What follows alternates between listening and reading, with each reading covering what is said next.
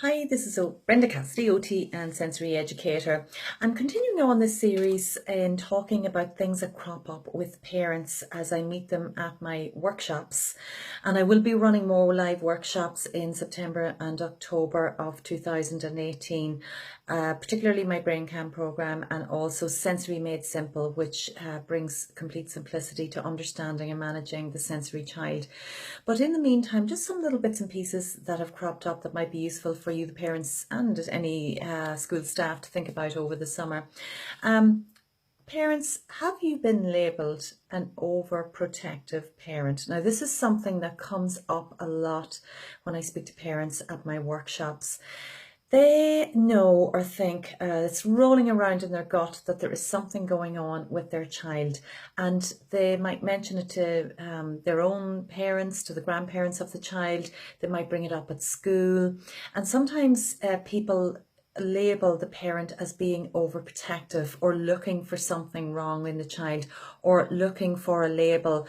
But I always say to that parent that they should really go with their own gut instinct and don't be influenced by other people. Stay away from those who are negative around you and really go to good sources of information where you will be given some ideas and tips as to how to identify the SGO in your child and also what to do about it to help that child.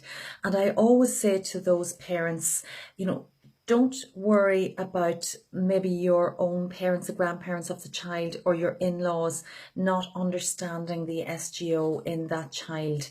They won't always, and even though that their family or even some of your friends, they may not understand this, and nobody really knows this until you live in the home of a child with something going on, how difficult that is. I have two sensory children myself, so I look on this as a parent as well as an educator, so I know it in depth.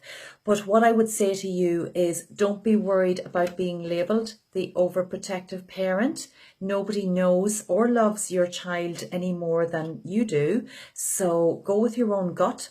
Look for good help. Certainly online, you can come to my website to find out a little bit more about what I do to help parents and school staff. Go to the Facebook groups or the social media groups where you can find support, even anonymously. You can join the groups and look at what other parents are going through and what they're saying everywhere in the world. This is a worldwide problem. And even myself as a parent, I look to those groups sometimes for some solace about my own understanding and to think that I'm not going crazy either. So I'd really, really recommend that. And I'd also recommend having a good friend on your side. Sometimes the grandparents, the in-laws may not understand your SGO child and they may think that you are being an overprotective parent, and that's okay. Go to somebody who's a good friend, who's on your side. You need support from somewhere, so I'd really recommend that you get it from a friend or a Facebook group or wherever, but you do need support. And rest assured, I don't think you're an overprotective parent. As I said, nobody loves their children and will go to bat for them any more than ourselves. So again, that's just a little vignette, and we'll cover some more over the summer. See you next time.